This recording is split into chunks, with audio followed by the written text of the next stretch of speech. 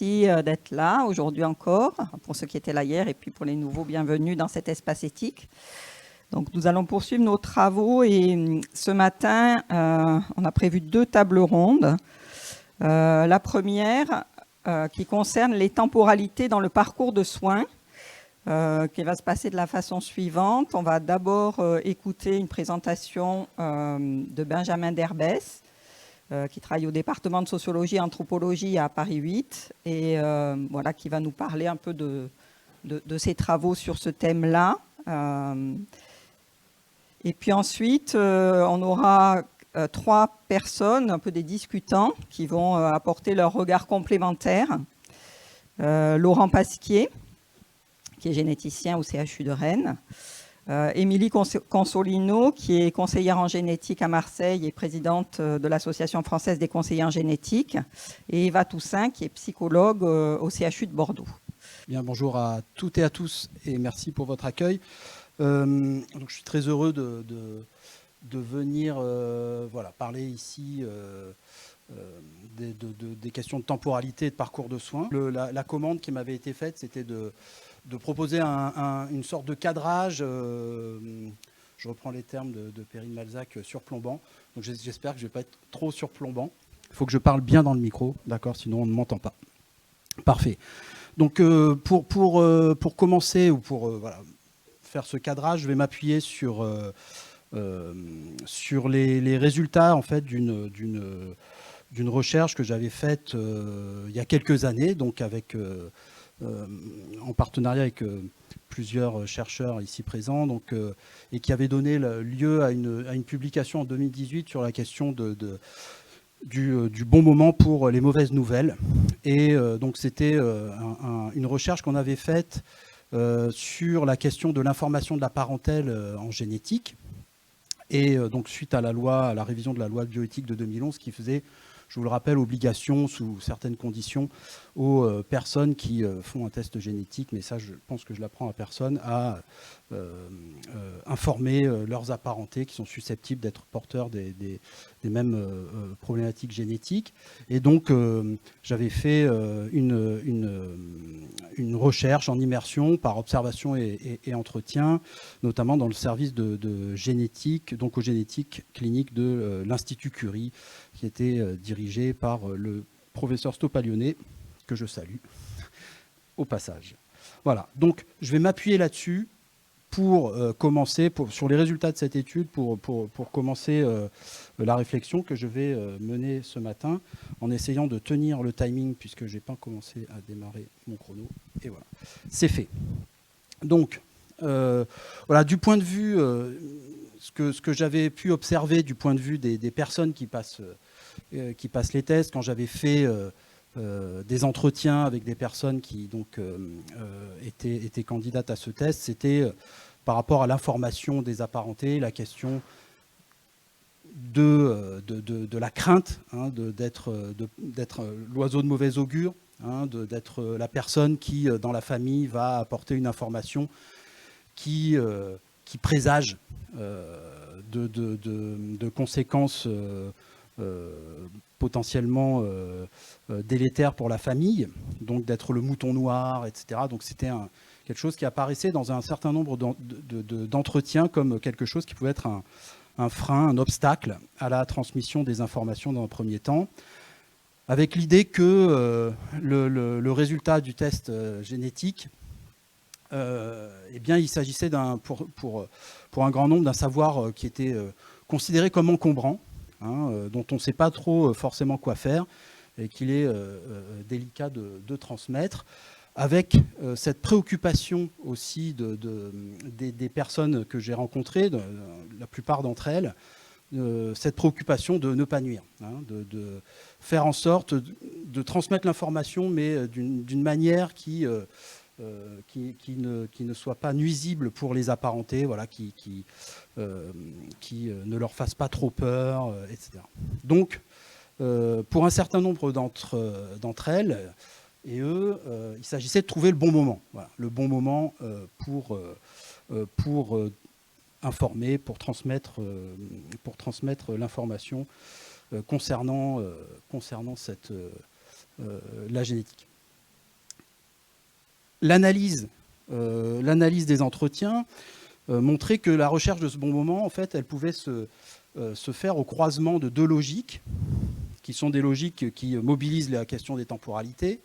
La première logique, c'est une logique de maturation, donc une logique de digestion de l'information. Voilà, je vous ai pris ce cas de Madame L, qui est une apparentée qui est porteuse d'une mutation BRCA1 familiale et qui a 2 filles de 40 et de 35 ans, dont celle de 35 ans étant enceinte, et qui se dit voilà, catastrophée par le fait d'apprendre cette nouvelle, et qui me dit voilà, comment je vais leur annoncer ça, et qui se pose cette question-là, comment je vais leur annoncer ça pour ne pas inquiéter outre mesure, déjà si moi-même je suis angoissé.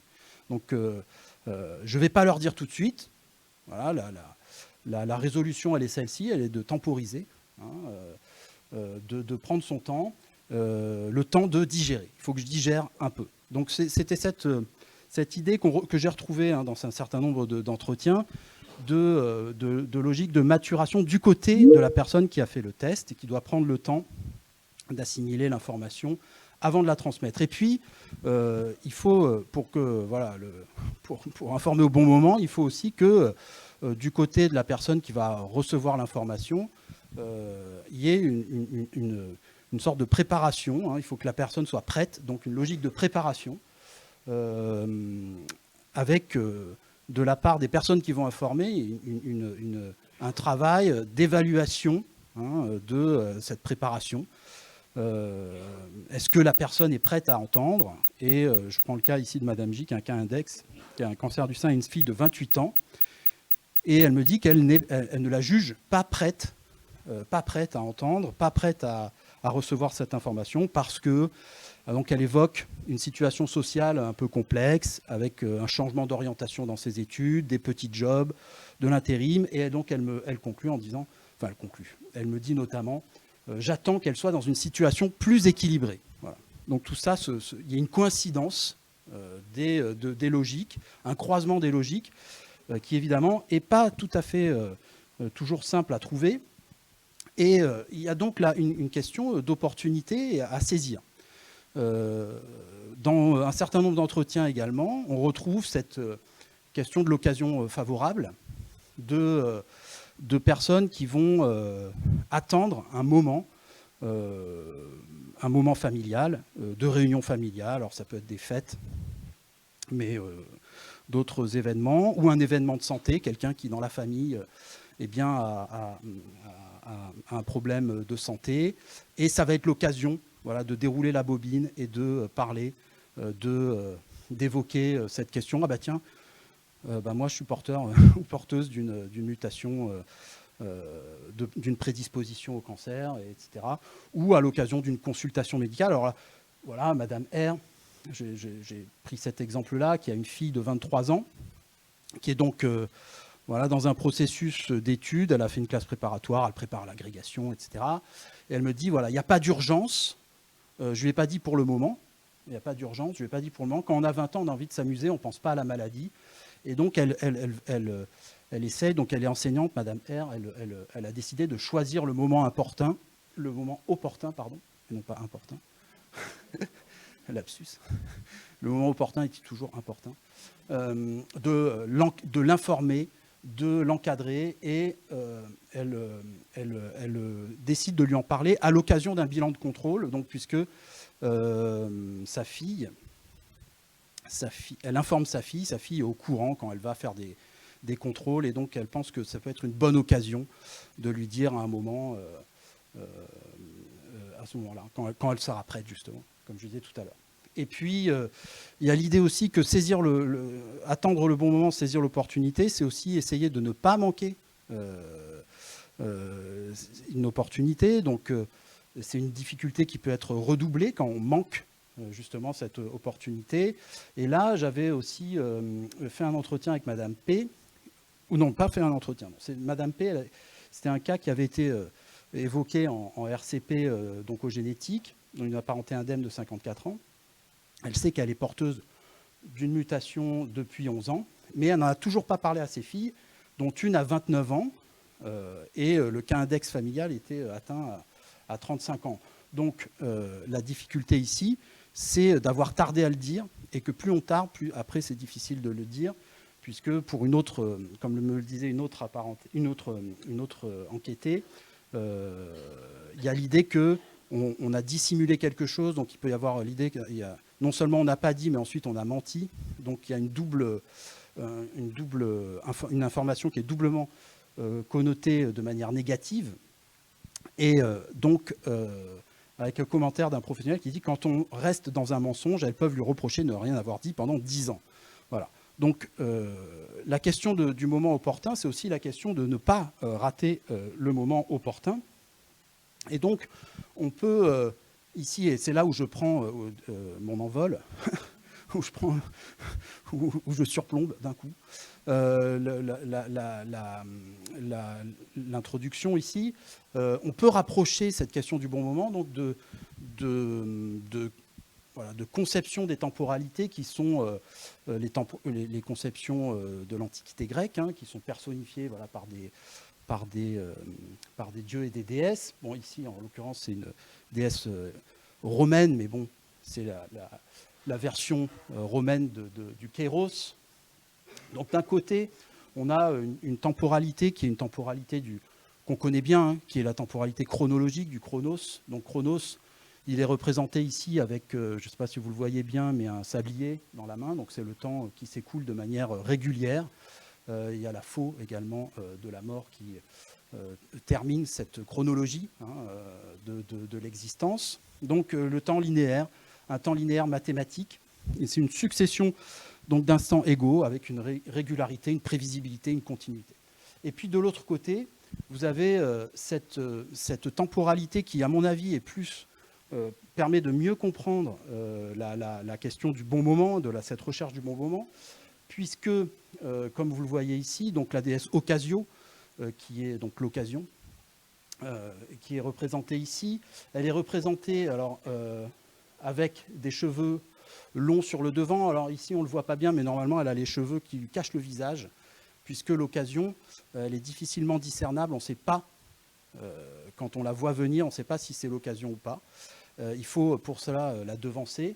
Et puis surtout, elle a un rasoir qui lui permet de se raser l'arrière du crâne, de telle sorte que quand l'occasion est passée, et elle va vite puisqu'elle a des petites ailes aux pieds, hein, quand l'occasion est passée, il est impossible de l'attraper ensuite par les cheveux. Donc, pour attraper l'occasion par les cheveux, il faut la devancer et il faut être capable de discerner le fait que c'est bien une occasion. Et ce n'est pas si simple que ça de savoir si c'est une bonne occasion. Ceux qui ont acheté un véhicule d'occasion récemment le savent. Hein, savoir. Bref. Donc, c'est un temps de l'action. Le temps du Kairos, c'est le temps de l'action, c'est le bon moment pour agir. Et en fait, il n'y a pas toujours des bons moments pour agir. Donc c'est un temps opportun, il y a une conjonction d'événements propices et il y a une sorte de surgissement de l'occasion. Il ne faut pas la rater et il faut être prêt à agir au bon moment. Donc le temps chronologique, c'est un temps d'une certaine manière désincarné, hein, qui s'écoule, qui est un temps vide, tandis que le temps du Kairos, c'est un temps véritablement pragmatique qui est gouverné par l'idée de la nécessité de l'action.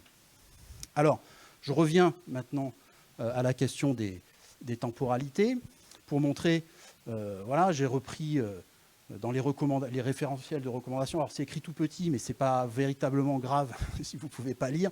L'essentiel, c'est de noter, voilà, qu'il y a des âges ici, 30 ans, 40 ans, 45 ans, 50 ans, 65 ans, avec donc un calendrier de la prévention biomédicale avec un programme.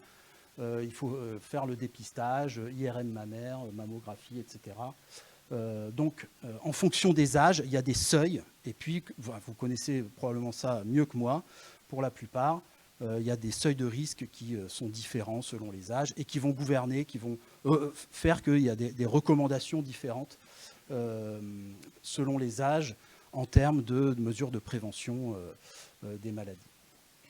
Donc d'un côté, vous voyez un calendrier chronologique, hein, donc qui se base sur des savoirs biomédicaux qui sont disposés de manière chronologique. Et puis de l'autre, ce qu'on peut constater quand on va à la rencontre des personnes qui ont à transmettre une information, l'idée que les temporalités elles sont incarnées dans des espaces, et notamment incarnées dans ce qu'on peut définir comme l'espace familial, avec un espace qui est structuré selon des différents rapports de proximité et de distance. Alors là, ici, je vous en ai donné 4. Il me semble qu'on peut identifier 4 dimensions de cet espace familial. La question de la proximité géographique, évidemment, quand vous avez à transmettre une information, eh bien, la question de la distance forte ou faible, si vous êtes éloigné de vos apparentés ou pas, elle va compter. Bon, elle compte un peu moins avec les réseaux sociaux, mais l'idée de transmettre une information de type génétique par Facebook, c'est peut-être pas la meilleure manière. Enfin, en tout cas, il y en a qui le font quand même. La question de la proximité ou de la distance temporelle, avec des contacts qui sont plus ou moins récents. Il y a parfois des apparentés avec lesquels on n'a plus de contact depuis des années, et c'est plus compliqué de les recontacter. La proximité affective, on peut avoir en fait des liens affectifs beaucoup plus forts avec des apparentés qui sont éloignés relativement dans la question de la proximité généalogique, qui est le dernier point, puisque les apparentés, ils sont plus ou moins proches de nous au premier, deuxième, troisième degré, comme vous le savez également. Donc, toutes les combinaisons de ces rapports de proximité et de distance eh bien, dessinent une configuration, un espace familial dans lequel la question du bon moment, ou avec laquelle la question du bon moment doit composer, puisque quand vous êtes éloigné d'un certain nombre de personnes, eh bien à ce moment-là, une réunion familiale à une occasion, à un moment donné, peut être le moment pour informer. Moi, je crois que je suis dans les temps, donc c'est bon. Donc du coup, je vais en venir au parcours de soins, puisque c'est ça l'objet ici. Enfin, ça va être ça l'objet de la table ronde et de nos discussions. Si on continue dans cette analyse des temporalités, on peut s'intéresser à la temporalité des parcours de soins ou dans le parcours de soins. J'ai cherché des définitions du parcours de soins. C'est pas si évident que ça en fait d'en trouver ce que c'est qu'un parcours de soins. Donc moi je vous propose celle-là, que j'ai bricolée à partir d'un certain nombre de définitions que j'ai trouvées ça et là. On peut dire que c'est d'une certaine manière une succession d'étapes par lesquelles un usager du système de santé doit passer pour la prise en charge optimale, donc à la fois médicale, efficiente au point de vue médical, économique. Il ne faut pas que ce soit trop cher, il faut qu'on maîtrise les coûts. Et je crois que l'idée de parcours de soins, elle est liée à ça au départ. Et également humaine, donc liée à une qualité de soins, une qualité de vie acceptable pour une pathologie donnée, sur un territoire donné, et en fonction donc des caractéristiques de l'usager, avec l'idée que dans l'idée de parcours de soins, il y a l'idée d'un chemin qui est balisé, mais qu'il ne faut pas non plus trop exagérer. Ce chemin balisé, il est quand même co-construit par les professionnels de soins et les patients. Bref, ça donne quand même ce genre d'infographie que je vous ai mis ici. Alors ça, vous le connaissez encore mieux que moi, probablement pour certains d'entre vous. Je l'ai trouvé sur le site de la filière des maladies rares, avec le parcours, depuis la consultation médicale d'information jusqu'à la consultation médicale de restitution des résultats, avec au milieu le séquençage, l'interprétation clinique, etc., etc.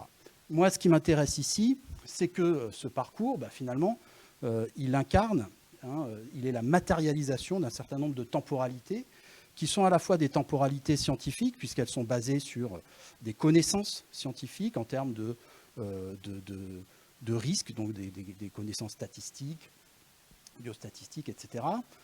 Des temporalités techniques également, puisque le séquençage, il est à très haut débit, mais bon, ça prend quand même un peu de temps. Il y a un minimum de temps quand même. Et puis l'interprétation aussi, elle peut prendre du temps. Donc il y a des temps qui sont liés aux techniques elles-mêmes. des temporalités, et puis des temporalités institutionnelles. Il y a une organisation derrière tout ça. Il faut articuler le travail d'un certain nombre de professionnels de spécialités différentes. Et puis juridique également. On a tout ça, c'est encadré de manière juridique. Donc il y a les temporalités du droit qui jouent également et qui vont donc ensemble construire un parcours qui va prendre un certain temps. Et ce temps, il est incarné dans cette articulation.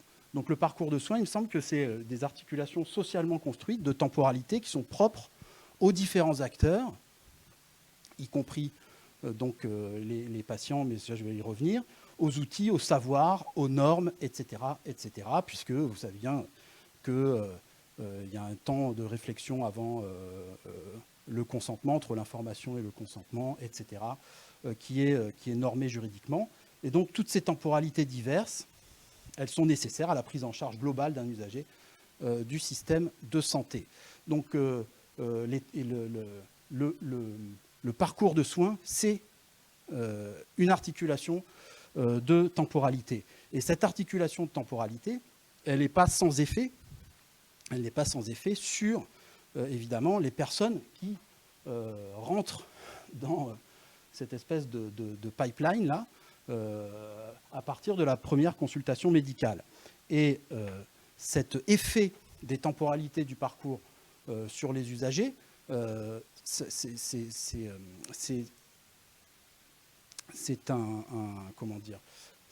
une troisième, ça fait référence à une troisième conception des temporalités de l'Antiquité grecque. Donc je reprends ce que je disais tout à l'heure. Vous avez trois modalités d'expression ou de pensée des temporalités dans l'Antiquité grecque, chronos, kéros et puis aion, que vous voyez ici représenté sur une mosaïque romaine toujours, qui est exposée à proximité d'ici, puisqu'il est au musée départemental d'Arles antique, donc en Arles. Voilà.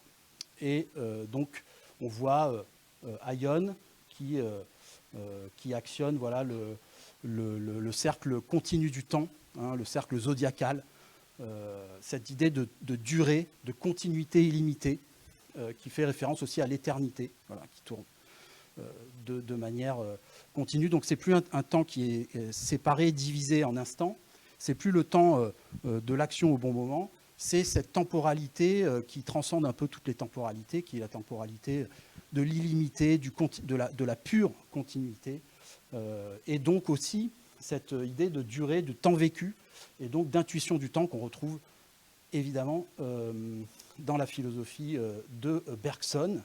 Et cette durée, elle est vécue. Hein, elle est vécue par des individus qui sont dans l'attente, qui sont mis en attente au cours du parcours de soins, donc qui vont attendre des résultats, notamment après le test, qui vont devoir prendre le temps de réflexion pour le consentement, avec cette idée qu'il y a un temps suspendu de la médecine prédictive. Quand on a un résultat, on ne sait pas parfois si l'événement va se produire ou pas.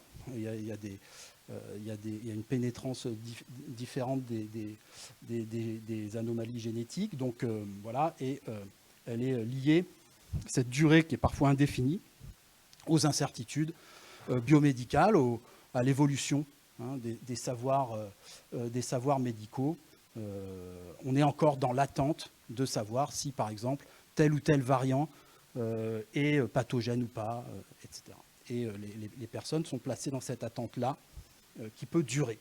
Et ça fait, cette analyse du temps, voilà, de la situation de ces personnes qui sont un peu en suspension dans le temps, ça fait référence notamment à cette notion de patient in waiting. Alors j'ai vu le programme, apparemment la table ronde suivante est centrée là-dessus. Donc voilà, c'est juste une introduction à la prochaine introduction. Voilà. Vivre entre la santé et la maladie, dans cet état intermédiaire où on n'est ni malade, mais on n'est pas en état de santé, enfin ça dépend de ce qu'on appelle santé, mais voilà, à l'ère génomique, à l'ère de la génomique. Donc de deux sociologues qui sont Stéphane Timmerman et Sarah Bourbinder. Je conclus donc. Pour dire que voilà, je pense que moi, ce que j'ai essayé de vous montrer ici, c'est aussi l'intérêt de penser les parcours de soins à l'articulation des différentes conceptions des temporalités distinguées dans la pensée grecque de l'Antiquité. Je pense que c'est vraiment tout à fait le lieu, hein, ici je suis légitime pour le dire, dans la cité phocéenne. Ces temporalités sont des temporalités donc continues, comme j'ai montré, contenues dans le parcours de soins.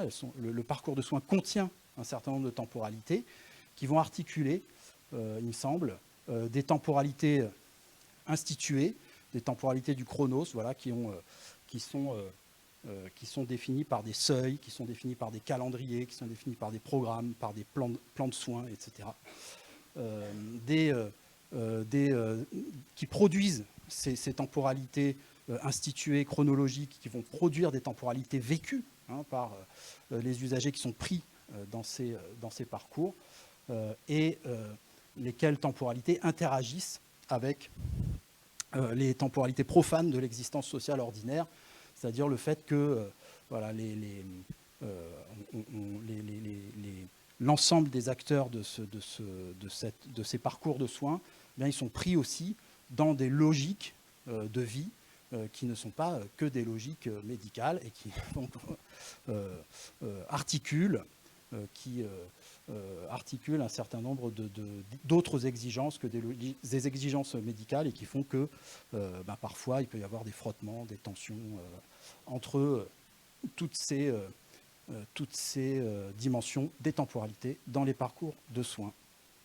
Merci de votre attention.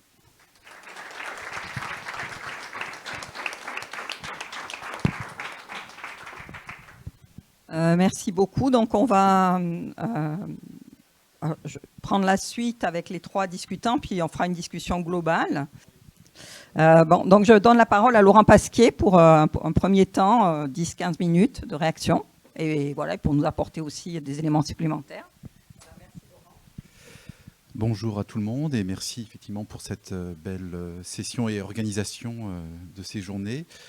Donc moi je suis médecin généticien et j'ai eu l'occasion de mener des travaux, cette fois de façon complémentaire à ce que vient de dire Benjamin, plutôt du point de vue des professionnels, hein, là, donc, Benjamin nous a surtout parlé du point de vue des patients, et effectivement cette thématique de la temporalité est devenue très, très pertinente.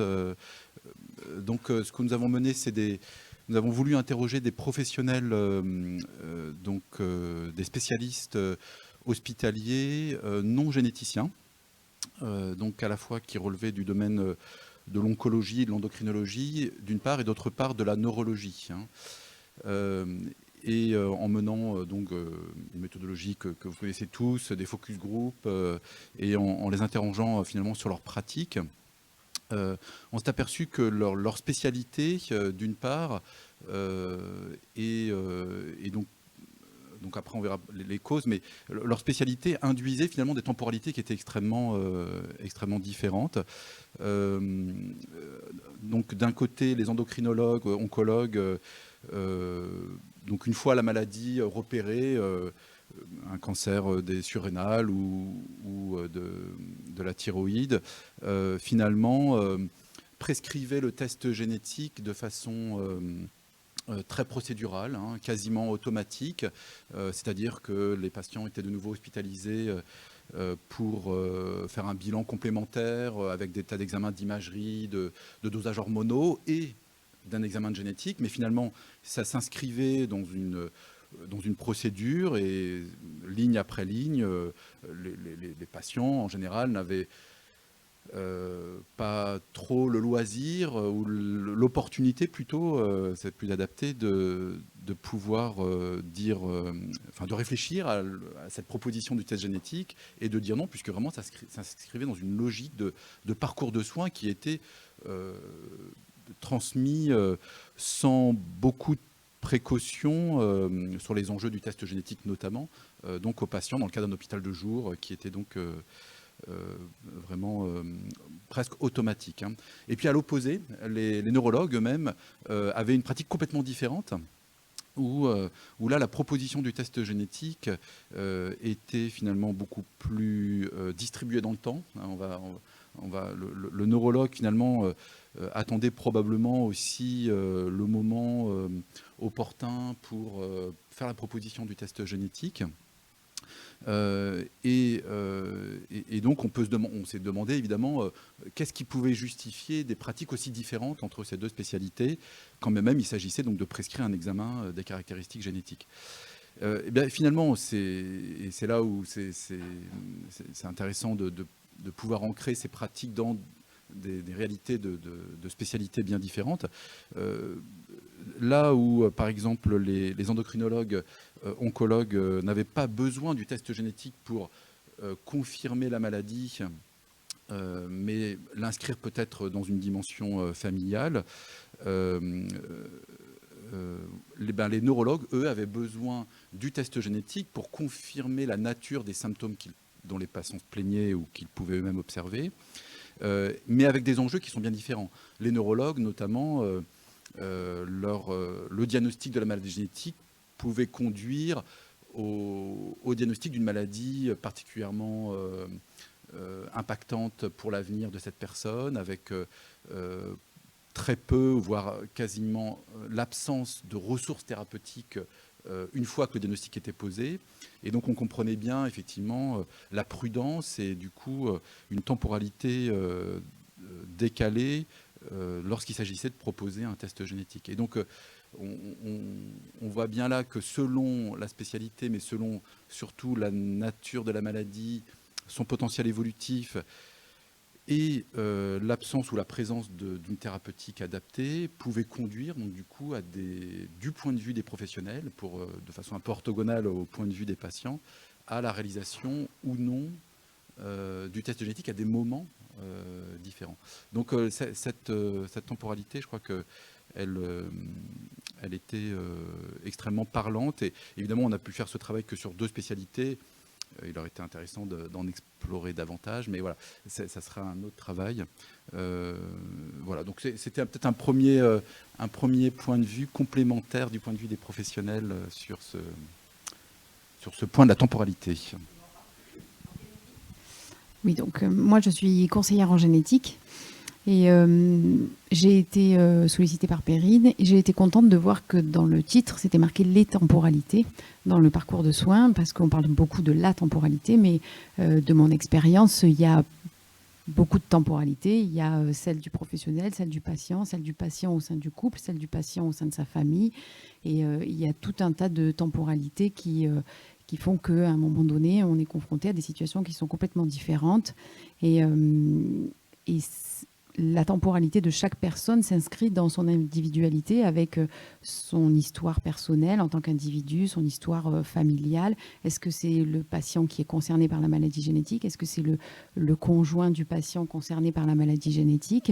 Ce qui est important de mon point de vue, c'est le temps accordé aux patients en consultation, c'est le temps d'annonce, c'est le temps d'élaboration que le patient peut avoir accompagné des psychologues de nos services, au cours desquels il y a un travail qui est fait et qui permet au patient de digérer les informations qui lui sont données et de permettre à celui-ci de prendre des décisions qui rentrent dans son parcours de soins. Dans le cadre des maladies génétiques, c'est faire ou pas un test génétique. C'est pas parce qu'un test génétique est faisable qu'il est à faire. Ensuite, c'est comment transmettre l'information effectivement. C'est aussi quelles décisions prendre par rapport au risque de transmission. Est-ce qu'on fait ou pas des enfants? Si on fait des enfants, comment on les fait, etc. Et toutes ces décisions que le patient ou le conjoint du patient ont à prendre nécessitent un temps, et ce temps, cette temporalité est propre à chacun, et on est confronté souvent en consultation avec des patients qui viennent, et c'est pas parce que le patient vient en consultation qu'à un moment donné il nous montre le fait qu'il est disponible à venir en consultation, que pour lui c'est OK et c'est le moment de connaître cette information. Et donc c'est pour ça qu'il est important de discuter avec les patients et d'apprécier si voilà, le test génétique est à faire, c'est le moment, c'est pas le moment, etc. Ce qui est important, c'est d'accompagner donc les patients dans cette démarche et de s'adapter à chacun. Il n'y a pas une manière de faire, il faut s'adapter à chacun et ce d'autant plus dans le cadre de ces analyses génétiques que l'on fait maintenant qui sont pangénomiques, c'est-à-dire très larges, où on va jusqu'à analyser le génome. Et dans l'analyse du génome, on peut avoir des diagnostics fortuits, c'est-à-dire trouver une variation génétique pathogène dans un gène qui prédispose à une maladie qui n'est pas la maladie familiale initiale.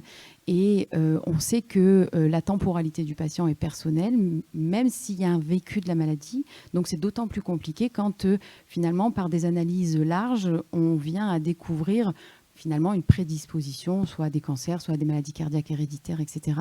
En consultation, on voit beaucoup la sidération de cette finalement nouvelle maladie génétique, si on peut dire comme ça. Et donc, d'autant plus dans le cadre des analyses génétiques larges, il est important de prendre le temps avec les patients en consultation, après les consultations, et des psychologues de nos services, et surtout de respecter la temporalité de chacun, et que même avec notre expérience, on a notre temporalité, effectivement, mais voilà, ce qui est important, je pense que vous m'aurez compris, c'est qu'il y a des temporalités et que je pense que elles sont, tout le monde doit s'adapter à la temporalité de tout le monde. Voilà. Merci. Alors moi, j'avais, pour essayer d'organiser ma pensée, écrit un petit quelque chose, parce que donc, je suis psychologue. Et pour moi, être psychologue, c'est mettre ma tête au service de l'autre. Alors bien sûr, avec les connaissances fondamentales, les savoir-faire, les savoir-être, mais aussi de moi et de l'envie de comprendre l'autre. Donc croiser la route de patients, de familles, faire un bout de chemin plus ou moins long et toujours passionnant. Et ça m'oblige à être sur le qui-vive et effectivement travailler en génétique depuis plus de 20 ans, ça oblige à rester l'esprit ouvert et à s'adapter avec les nouvelles technologies. Donc moi j'ai une pratique très diverse, je suis dans un service de génétique où je peux voir à la fois du présymptomatique, de l'anténatal, de l'annonce de diagnostic, de la fratrie, des enfants, des adultes, des personnes avec des déficiences intellectuelles. Donc c'est très très vaste. Et je vois quand même depuis 20 ans que je vis les évolutions des techniques en génétique, apportant de nouvelles possibilités, donc de nouveaux aussi questionnements éthiques. Ça amène des fois même la sensation pour moi d'un infini, et j'ai l'impression aussi que c'est ce que je peux retrouver parfois chez les patients qui viennent un peu à chercher, je vais le dire comme ça, c'est peut-être un peu direct, mais un peu tout et n'importe quoi. Et effectivement, comme ça vient de dire, peut-être qu'il faut du temps pour reconstruire ce qu'on vient chercher en génétique. J'ai aussi la sensation d'un écart grandissant entre ce que les gens viennent chercher à travers les génétiques et ce que réellement elle peut leur dire. Parce que les progrès techniques permettent d'avoir accès à plus de données, mais en fait, il faut qu'après ces données, elles deviennent des informations scientifiques, des informations cliniques, des informations personnelles et familiales. Et finalement, qu'est-ce que ça apporte comme connaissance aux consultants ? Face à l'augmentation du nombre de consultations, aux possibilités de nouvelles techniques, parce qu'effectivement, moi, c'est ma difficulté actuellement. Je trouve qu'on prend de moins en moins le temps de réfléchir. Alors que, comme ça vient d'être très bien dit jusqu'à présent, c'est la temporalité. Alors, ce n'est pas du temps pour du temps. Il faut que ça soit une temporalité qui soit nourrie psychiquement pour permettre de prendre le temps à consentir et pas avoir de l'information et un consentement le même jour, en conscience, à réfléchir à l'impact d'une analyse génétique, à anticiper, à digérer une annonce. J'ai pris le parti de vous raconter une situation clinique. J'en avais plusieurs pour essayer de parler de cette notion de temporalité. Mais celle-ci, elle est plutôt... D'abord, elle a beaucoup remué le service. Et aussi parce que c'est vrai que l'arrivée de cette nouvelle technologie, je pense, crée de nouvelles demandes et que ça oblige les services à s'interroger, à éventuellement des fois jusqu'où ils vont dans la demande des parents. Donc c'est un couple qui vient à la trentaine, ils viennent en consultation de génétique à leur demande, ils viennent d'avoir une petite fille, elle a 4 mois, donc leur demande c'est ils sont inquiets, ils veulent avoir l'avis de la généticienne. J'avoue que je ne sais pas par quel biais ils arrivent assez rapidement à avoir une consultation. Je pense que c'est parce que la petite est assez jeune qu'il y a cette inquiétude. C'est le deuxième enfant du couple, ils ont un petit garçon de 4 ans. La grossesse a été ensuite interrompue, il y en a une seconde, et cette seconde grossesse a été interrompue parce qu'il y avait l'enfante labiopalatine qui a été diagnostiquée dès le premier trimestre, et le couple n'a pas voulu attendre de faire des examens complémentaires. Ils ne voulaient pas prendre de risques. Donc, ils ont fait une interruption volontaire de grossesse. Au moment de cette 3e grossesse, il y a des petits éléments qui ont été identifiés à 6 mois, ce qui a conduit les médecins à proposer au couple de faire des analyses génétiques et de nouvelles échographies. Rien n'a été diagnostiqué, et malgré la demande du couple, il n'y avait pas de raison d'envisager une interruption médicale de grossesse. On était dans de l'infralimite, des petites choses à aller vérifier, mais rien d'inquiétant. Et donc, la petite Manon est née sans difficulté. Lors d'un rendez-vous de suivi chez la pédiatre, celle-ci décrit une bouche en chapeau de gendarme. Après de nombreuses recherches sur Internet, les parents téléphonent et demandent un rendez-vous en génétique. Très vite, au cours de ce rendez-vous, les parents disent que c'est très inquiétant pour eux, qu'ils ont cherché sur Internet, qu'ils ont vu que c'était associé à des syndromes avec des retards mentaux, et que c'est pas possible de pouvoir accueillir un bébé et de ne pas savoir si le bébé va avoir un retard mental ou des troubles du comportement. Donc en fait, ce qui se passe à ce moment-là, c'est que la consultation commence. Moi, j'étais pas présente, et en cours de consultation, la généticienne vient me voir parce que les parents disent « Nous, on veut absolument savoir, parce que ça va dépendre en fonction de ce qui va être trouvé.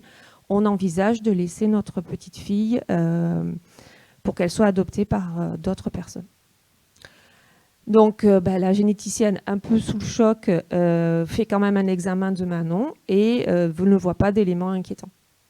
Pour elle, il n'est pas nécessaire de faire d'analyse génétique pour le moment. Elle propose aux parents de les revoir dans 6 mois. Donc là, vous imaginez bien que les parents insistent pour que des analyses génétiques soient faites. Pour eux, c'est important de savoir. Et il est impossible pour eux, donc, du coup, d'envisager d'avoir un enfant qui pourrait avoir une déficience ou un trouble du comportement. Des examens médicaux et des analyses génétiques sont prescrits. Au fur et à mesure du temps, les résultats des premiers examens reviennent sans particularité. Mais les parents persistent dans leur choix d'abandonner leur fille malgré la douleur et l'impact pour toute la famille que cela implique. Donc moi, c'est des parents que j'ai rencontrés plusieurs fois et qui étaient vraiment tiraillés entre on ne peut pas envisager de garder s'il y a un risque, et en même temps, c'est pas possible et c'est très compliqué pour nous de laisser cette petite fille. Alors pour moi, il y a plusieurs éléments qui sont apparus dans cette situation. Forcément les notions de normes, à quel moment l'enfant devient hors la norme attendue des parents. Il y a la question du normal et de l'anormal. Il y avait aussi, je vous rappelle, dans leur propre histoire, cette interruption volontaire de grossesse qui montrait que déjà le couple avait peut-être des notions de normes et de risques qui ne sont pas celles qu'on peut tous partager. Et en fait, l'équipe, elle a eu du mal à comprendre comment les parents pouvaient envisager d'abandonner leur enfant jugé non conforme, puisque pour l'équipe, une bouche en chapeau de gendarme sans aucun autre signe associé était un peu gros pour envisager un abandon. Pour l'équipe, ça a été compliqué parce qu'ils les ont du coup perçus comme calculateurs, dominateurs, voulant moduler la vie de leur enfant selon leurs souhaits. Alors que si on se place du côté des parents, on peut se dire que cette bouche en chapeau de gendarme, elle vient s'ajouter à une série d'éléments qui a commencé pendant la grossesse. Donc que l'incertitude et l'inquiétude, elle est là pour eux depuis longtemps. Et que donc du coup pour eux ça ne vient faire que rajouter quelque chose qui est déjà, je dirais presque peut-être même germé dans la grossesse d'avant. Du coup, qu'est-ce qui se passe dans ce genre de consultation finalement qui ajuste ? Moi, ce qui m'a interrogée, c'est vraiment la question, en dehors du fait inédit, c'est le fait qu'on ait accédé à la demande de ses parents de tests génétiques chez leur fille. alors même que dans d'autres situations, on aurait dit RAS, tout va bien, et on se revoit dans 6 mois pour voir l'évolution. Là, le généticien va faire plusieurs tests. Il va y avoir des consultations ophtalmiques, des bilans auditifs, consultations de chirurgie digestive, échographie cardiaque, échographie abdominale, médulaire, radiographie des extrémités, du rachis, du bassin. Bah oui, là on est parti pour la totale, hein, tant qu'à faire. Radiographie des os longs. Tout était normal.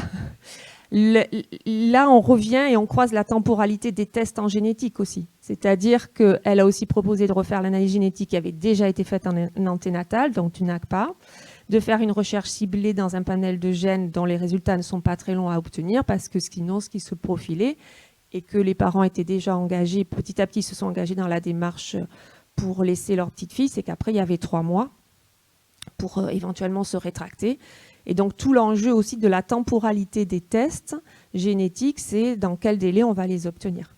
Donc, vous voyez, c'était très bien dans la continuité d'Émilie, les temporalités croisées à la fois des parents, des examens génétiques, des examens médicaux et des temporalités aussi des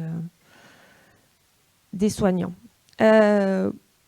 Puisqu'on est quand même sur un congrès d'éthique, je me dis qu'allez, on peut peut-être se tenter une problématisation de l'attention éthique qui pourrait être dans cette situation. Est-ce que bien accompagner l'enfant, est-ce permettre aux parents de faire l'analyse génétique, ce qui leur permettrait de ne plus être dans l'incertitude et améliorerait la relation avec l'enfant en leur permettant par exemple d'anticiper, planifier, se préparer, mais en prenant le risque d'enlever l'autonomie future de cet enfant à décider de savoir ou ne pas savoir, et donc de faire son propre choix. Ou à l'inverse, bien accompagner l'enfant, c'est ne pas faire de test génétique, mais au risque de mettre ses parents dans une tension psychique et une anxiété qui modifierait le regard et la relation qu'ils portent, allant jusqu'à l'abandon. Sachant que ça, c'était des échanges qu'on pouvait avoir avec les parents, où ils me disaient « mais elle ne se développe pas comme l'aîné, elle est en décalage ». Et quand je leur proposais l'idée que peut-être eux avaient un regard différent avec elle, une attitude différente avec elle du fait de leur inquiétude, ils étaient totalement preneurs de ça. Ils disaient oui, c'est vrai qu'on n'est pas pareil avec elle. Et que peut-être c'est ça aussi qui induit sa différence de développement. Donc les parents voulaient absolument savoir. Les informations données par les différentes analyses, vous avez bien compris, ne sont pas parvenues à répondre à leurs attentes. Et malgré les nouvelles informations qui étaient rassurantes, ça n'a pas permis de dépasser l'incertitude. Moi, je me demande ce qu'un diagnostic génétique, finalement, aurait apporté dans cette situation. Je pense que les jeux étaient déjà un peu faits. Le risque, l'inquiétude, l'incertitude avaient déjà engagé la séparation. Et retrouver une anomalie génétique aurait amené une confirmation au doute parental, mais cette réponse, je pense, n'aurait pas changé les choses finalement. Alors effectivement, cette situation, elle est exceptionnelle dans son dénouement, mais pas finalement, je trouve, dans ce qu'on peut voir en consultation. Moi, j'ai l'impression que médecins et consultants se préoccupent de moins en moins des retentissements psychiques des examens génétiques.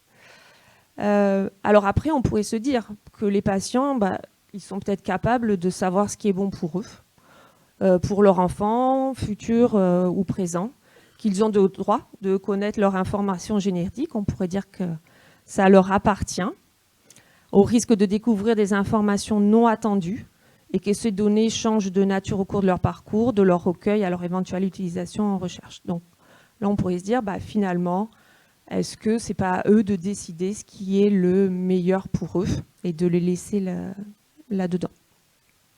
Mais on peut aussi se demander si bien soigner, ça ne serait pas plutôt les laisser dans une incertitude protectrice qui leur éviterait un savoir encore plus incertain. C'est ce qu'on fait parfois avec les données incidentes, puisqu'on décide de ne pas tout rentrer, même dans les données incidentes. Mais à ce moment-là, est-ce que du coup, on n'a pas un savoir sur l'autre, alors que c'est sur sa propre, on va dire, identité génétique. Alors identité, peut-être que ce n'est pas le bon terme, mais en tout cas, ces informations génétiques. Parce qu'effectivement, une donnée, ce n'est pas une information.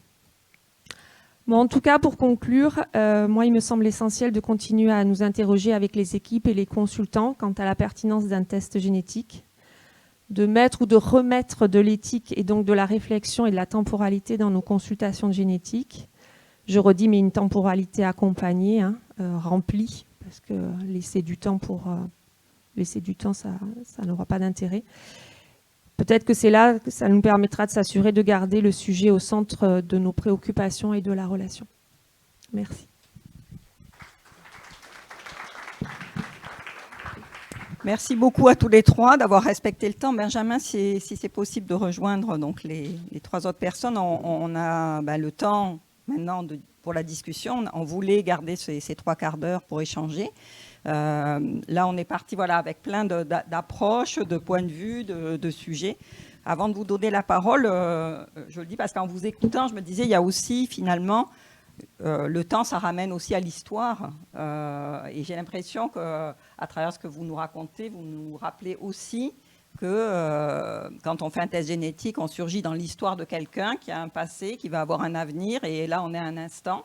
Et cette question du temps de l'histoire du sujet, elle n'est pas toujours facile à prendre en compte. La question du temps de l'occasion, elle est intéressante et elle me renvoyait à la question des enfants qui a été abordée après d'ailleurs. Parce que dans la question des tests chez les mineurs, chez les enfants mineurs, vous savez qu'on distingue la situation où il y a un bénéfice et celle où il n'y a pas de bénéfice, selon la loi d'ailleurs. Mais très régulièrement, on a des parents qui, même quand il n'y a pas de bénéfice, nous disent, ou même quand il y en a un, nous disent, en fait, on aimerait le faire à l'insu des enfants. Alors, ça se fait à l'insu des enfants quand ils sont très petits, mais quand ils sont plus grands, on a tendance à vouloir, on demande à ce qu'ils soient partie prenante, en tout cas du test, et qu'ils soient informés. À l'insu des enfants, parce que nous, les parents, on sait à quel moment ce sera le mieux de leur dire. Et l'expérience qu'on a avec Marcella, qui est de très nombreuses familles, c'est que quand on est rentré dans cette situation-là, en fait, les parents reviennent vers nous en disant « on ne trouve pas le bon moment ». On ne sait pas quand il faut leur dire. Et on a retrouvé d'ailleurs cette situation de façon qui est un peu parallèle sur les tests prénataux, en particulier dans la maladie de Huntington, où on s'est rendu compte que les enfants grandissaient sans savoir qu'ils n'étaient pas à risque, alors même qu'ils avaient eu un test génétique prénatal. Voilà. Donc la question de l'occasion, elle est intéressante et elle peut être très piégeante en fait, parce qu'on peut se trouver dans la situation où finalement on ne trouve pas l'occasion. Et d'ailleurs, ce que vous montriez avec les cheveux, là, moi, ça on ne peut plus attraper l'occasion en fait. Et ça, c'était ma première réflexion en vous écoutant. Après, sur l'exemple que vous donnez, Eva, qui est évidemment monstrueux, enfin je pense qu'il a fait réagir tout le monde. La question qu'on peut se poser, c'est pourquoi ces parents, comment ils vont eux pour pouvoir être arrivés à cette situation-là. Mais moi je trouve quand même que l'histoire déjà d'aller dire à des parents que leur enfant a une bouche en chapeau de gendarme, il y a un problème, quoi. D'abord, personne ne sait ce que ça veut dire. C'est quoi une bouche en chapeau de gendarme? Et puis décrire des signes morphologiques, en fait, ça amène toujours à des catastrophes. Après, la troisième réflexion que je voulais faire, c'est que dire que peut-être que le génome appartient finalement à chaque individu. Ok, on pourrait avancer dans cette histoire-là, mais on n'est plus dans le cadre du soin. Je veux dire, là, on parle quand même du cadre du soin. Et les examens qui ont été faits chez cette petite fille, alors bon, le généticien, il a fait ce qu'il pouvait avec les parents qu'il avait en face de lui, mais finalement, on se laisse embarquer, et on embarque la sécurité sociale d'ailleurs en même temps, dans des examens qui ne sont absolument pas légitimes. Et pour finir, sur la question de la temporalité et de donner l'information, on va se retrouver dans une situation éminemment complexe avec le dépistage néonatal par génome. Puisque les tests vont être faits à la naissance sur des gènes dits actionnables dont un certain nombre ne le seront pas du fait de la pénétrance incomplète, du fait de ce risque de se retrouver avec les patients in waiting. Et la question va être aussi comment les parents vont réussir à informer leurs enfants de ce qui a été fait en néonat. Voilà. Oui, merci beaucoup pour ces présentations et pour la description des temporalités très éclairantes que nous a fourni Benjamin Derbez tout à l'heure. Ces temporalités Kairos, Chronos, Aion. Est-ce qu'elles sont en silo ou parfois ça peut éventuellement se rejoindre à certains moments? Et dans quelle mesure peut-être la temporalité du Chronos, notamment la temporalité institutionnelle, dans quelle mesure est-ce qu'elle pourrait aussi prendre en compte ces temporalités très diverses que sont l'Aion ou le Kairos, pour être plus ajusté aussi? Merci pour ces questions. D'abord, sur la question du caractère piégeux de l'occasion, je crois que c'est vraiment ça la problématique du Kairos. C'est la raison pour laquelle, dans l'article que j'évoquais au départ, j'ai posé la question, est-ce qu'il y a un bon moment pour les mauvaises nouvelles? En fait, c'est vraiment une vraie question. C'est-à-dire qu'on pourrait se dire, oui, c'est vrai que finalement, c'est bien de chercher le bon moment, puisque ça participe d'une attention à l'autre, d'une volonté de préserver l'autre, de ne pas le blesser, etc., faire en sorte que l'information soit la mieux transmise possible, avec l'idée aussi que si je transmets une information à quelqu'un sans l'effrayer, ça va peut-être aussi être une meilleure condition pour que cette personne prenne les dispositions, les bonnes dispositions entre guillemets pour sa santé par la suite. Voilà. Donc, mais en réalité, quand on interroge les personnes, c'est vrai que c'est compliqué et que en fait, trouver le bon moment, ça nécessite d'être sur le qui-vive, d'être en permanence, préoccupé de cette affaire-là pour pas laisser passer le bon moment. Et parfois, le bon moment, il vient jamais en fait. C'est ça. Donc c'est une vraie problématique dans laquelle les personnes se lancent dans ce cas-là. Mais bon, voilà, ils n'ont pas trop le choix à partir du moment où ils ont consenti à informer les apparentés. La question de l'articulation des trois dimensions des temporalités, évidemment non, elles ne sont pas en silo. En fait, la chronologie, c'est simplement une sorte de découpage. C'est un découpage socialement construit de la temporalité. Donc voilà, on a convenu que les minutes, les secondes, les heures, les jours, on a convenu d'un calendrier. Donc c'est un découpage sur des temporalités vécues. On sait très bien que quand on est amoureux, une seconde peut durer des heures. Voilà. Ou quand on est sidéré par une annonce en génétique, c'est la même chose. Je veux dire, il y a des instants qui marquent plus et qui nous paraissent une éternité. Donc voilà, je crois que en réalité, c'est encore une fois différentes manières de penser la même chose, de penser le temps dans la pensée grecque, et qui est, il me semble, assez éclairante, puisque nous, on est engagé dans une civilisation de la chronologie, où en fait on pense que la conception la plus efficace du temps, la manière de le penser le mieux, c'est la chronologie. Et puis socialement, c'est quand même mieux de savoir qu'on est tel jour pour s'organiser, etc., et pour faire des parcours de soins. Bon. Donc voilà, c'est vrai que cette pensée-là du Kairos, elle est toujours présente, parce qu'elle est essentielle même pour les médecins. Je pense que il y a des médecins ici, j'imagine, et toujours la question, on y revenait tout à l'heure, Laurent le disait très bien, quel est le bon moment pour dire les choses, quel est le bon moment pour intervenir dans le cours d'une maladie, etc. Voilà, c'est simplement différentes manières de penser la même chose. Laurent, oui, un petit... Merci. Je voulais peut-être peut-être faire un petit rassurer Eva peut-être quant au fait que peut-être que les médecins pensent moins aux conséquences psychiques des tests génétiques.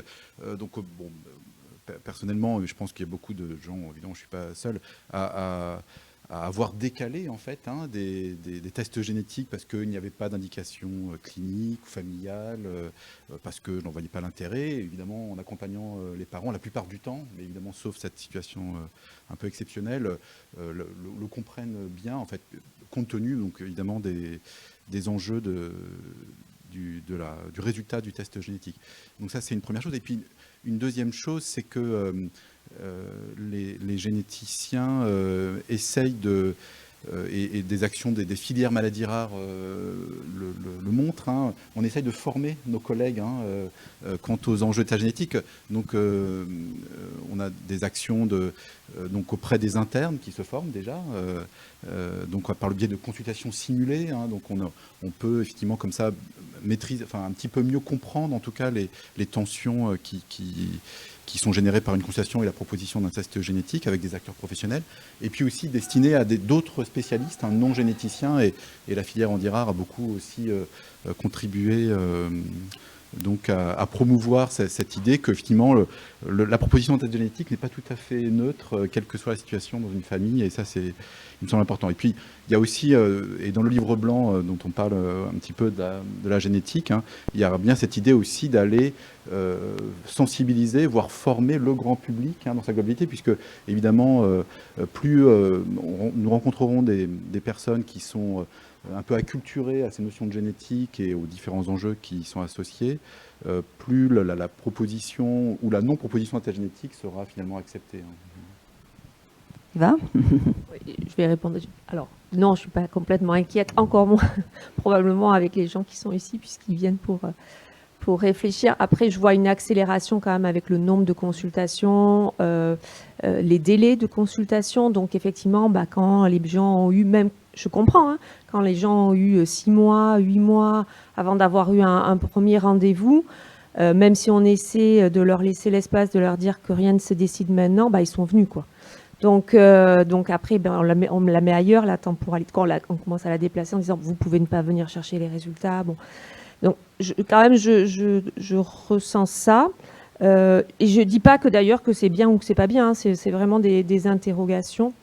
Et on voit bien d'ailleurs dans toutes les études qui ont été faites, que vous avez faites, que si on interroge des personnes directement concernées, elles ont conscience de ce que ça peut, de tous les enjeux qu'il va falloir peut-être annoncer au reste de la famille, de l'impact que ça peut avoir pour soi. Si on interroge les professionnels travaillant en génétique, là c'est pareil. Et plus on s'éloigne, et si on interroge les gens en sortant dans la rue, et qu'on leur propose est-ce que vous voulez avoir des informations génétiques sur votre santé, là ils vont dire oui. Voilà, et donc oui, c'est nécessaire de faire tout ça. Et je dis pas, et c'est pareil, c'est vraiment des interrogations. Je dis pas qu'ils ont pas raison aussi. Peut-être que ça peut être important d'avoir ces informations. En fait, c'est vrai que c'est un peu ce que je ressens, quoi. Ouais, ce que vous soulevez, je pense qu'effectivement, c'est aussi le temps. Comment disposer d'un temps qu'on n'a pas, parce que effectivement, aussi bien du côté des patients. Ils peuvent renvoyer ça, surtout s'ils ont longuement attendu pour avoir un rendez-vous. Ils ont déjà perdu suffisamment de temps. Ils n'en ont plus à consacrer à cette histoire-là. En gros, il faut que ça aille plus vite, encore un peu plus vite. Et le temps des professionnels. Moi, le sentiment que j'ai quand même, c'est qu'il y a un rythme de consultation qui n'est pas forcément compatible avec cette envie, cette volonté, cette conscience qu'il faudrait du temps, il faudrait plusieurs consultations, il faudrait laisser réfléchir. Enfin voilà, il y a une réalité de terrain qui n'est pas que celle des généticiens, qui est partagée, je pense, par l'ensemble des professionnels de santé aujourd'hui dans nos pratiques, où le temps s'est accéléré. Et du coup, et ça peut être aussi source de souffrance éthique, je pense. C'est-à-dire cette conscience d'un temps nécessaire, mais d'une réalité qui précipite la nécessité d'agir. Et peut-être que les professionnels qui font tout de suite les tests. Enfin, moi, je pense, j'ai le sentiment, enfin, j'ai l'impression que l'idéal pour le professionnel, c'est, entre guillemets, je dis pour lui, c'est de pouvoir voir le patient, faire le test et engager tout de suite les choses. Et qu'il va freiner ce mouvement-là s'il sent qu'il y a des risques. Mais du coup, ceux comme les endocrinos, ou c'était les endocrinos essentiels et en cancéro, la perspective de faire le test leur paraît tellement utile qu'on peut s'autoriser à shunter le temps, enfin voilà, aller plus vite. Donc il y a vraiment cette question du temps, comment on dispose d'un temps qu'on n'a pas vraiment. Oui, et je réagis juste par rapport à ce que tu dis, donc Sandrine de Montgolfier. Par rapport à ce que tu dis, c'est que derrière, il y a bien sûr la temporalité du professionnel et qui s'oppose effectivement aux besoins éventuels du patient, de la famille, qui est présente là et qui n'est pas forcément repérée. Enfin, c'est pas facile pour un professionnel, j'imagine, de repérer systématiquement quel est le besoin de cette personne à ce moment-là, ce qui se passe dans sa tête et comment elle le voit. Et est-ce que je trouve que ce qui est intéressant peut-être, et vous l'avez énoncé, hein, c'est cette question de créer du temps ailleurs, parce qu'effectivement cette compression, elle existe, et on va avoir du mal, je pense, à la freiner. En revanche, penser le consentement au test, penser la manière dont il va être ensuite mis en forme, effectivement, c'est là où il faut créer de la temporalité. Laisser la personne pouvoir se dire même, ok, j'ai signé, j'ai prélevé, puis finalement, en rentrant à la maison, je me suis dit que c'était fou et que c'était pas possible. Et lui laisser l'espace de dire, j'ai pas envie ou je peux pas, ou pour l'instant, je postpone, pour avoir le temps de penser ce que ça va me faire, parce que là, je me sens pas bien. Et ça, je suis pas si sûre que ça qu'on arrive à le donner, ce temps-là, c'est-à-dire cet espace qui lui permettrait voilà, de souffler. Il y a le fait de ne pas revenir, mais alors je sais aussi à quel point ça peut être pour les professionnels un vrai problème, de ne pas, voilà, d'avoir des résultats qui pourraient être informatifs, mais qu'on ne peut pas rendre parce que la personne finalement ne vient pas. Donc je comprends, hein, voilà. Mais néanmoins, je me dis qu'à chaque instant, effectivement, on devrait vraiment penser ce consentement comme un processus, c'est ce que le Comité national d'éthique propose, hein, et que ce processus, finalement, voilà, on lui crée des bulles d'espace qui permettraient de répondre, entre autres, hein, à cette question de temporalité croisée dont tu parlais. Alors, c'est encore différent, hein, de la notion d'annoncer aux membres de sa famille, là, j'en parle pas, mais c'est vrai que je pense que là, il y a quelque chose à réinterroger et à sensibiliser. En fait, c'est comme le professionnel et le patient ont des visions complètement différentes de l'affaire et n'ont pas du tout les mêmes repères, hein, sur cette temporalité.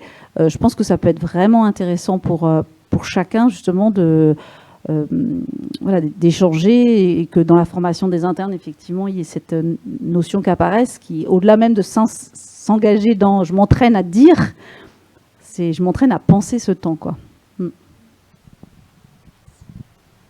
Bonjour, Élise Courcot. Je me demandais aussi si dans ces temporalités-là, il y avait aussi la temporalité de l'innovation qui venait percuter un peu ces parcours de soins, ces nouvelles options, l'incertitude de ces options, avec une temporalité économique et concurrentielle, on va dire, qui, inconsciemment, hein, pas du tout, mais qui vient créer... percuter aussi l'urgence vitale pour les patients, l'urgence d'inclure, par exemple, dans certains essais, et qui vient rajouter une temporalité autre que celle du patient, des professionnels, mais assez puissante, je pense, en termes de tension dans les équipes. Et je ne sais pas si, voilà, peut-être plus en onco, mais je pense que maladie rare, l'urgence vitale est quand même très, très présente. Est-ce que ça vient vous questionner pour créer ces espaces-là de temps et de discussion qui peuvent manquer, je pense? Oui, merci beaucoup. Effectivement, d'ailleurs, ça va peut-être rejoindre la question aussi que Delphine a posée sur la notion de dépistage néonatal, en fait, hein. C'est une dimension, effectivement, qu'on n'a pas encore trop abordée, mais en tout cas, ce qu'on peut observer sur l'évolution des pratiques des tests génétiques, c'est que, mais c'est un mouvement finalement de la médecine qui est profond, hein, et qui remonte à longtemps, en disant on va essayer de pouvoir remonter le plus en amont possible de l'histoire, de la trajectoire de la maladie d'une personne, en fait. Et en se disant, évidemment, c'est vrai dans le domaine de la cancérologie, plus le cancer est dépisté tôt, meilleur sera le pronostic pour cette personne. Donc il y a une logique médicale qui est perçue par les médecins, évidemment par les patients, et peut-être une logique médico-économique aussi, puisqu'on fera des traitements qui seront moins lourds et permettra à la personne de reprendre le travail, par exemple, beaucoup plus rapidement. Et donc, évidemment, on arrive jusqu'à la proposition peut-être de faire des tests génétiques avant le début des symptômes de la personne, puisque ça serait comme ça le premier déterminant de la trajectoire de la maladie d'une personne.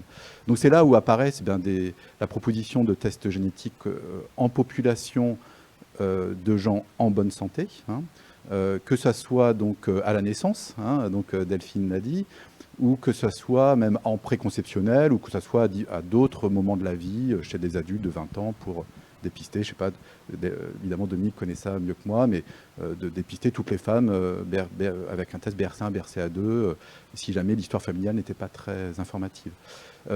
Donc il y a évidemment il y a cette notion-là. Et évidemment, l'innovation technologique vient également impacter et alimenter, on pourrait dire, peut-être ce souhait de développer des tests génétiques chez des gens en bonne santé.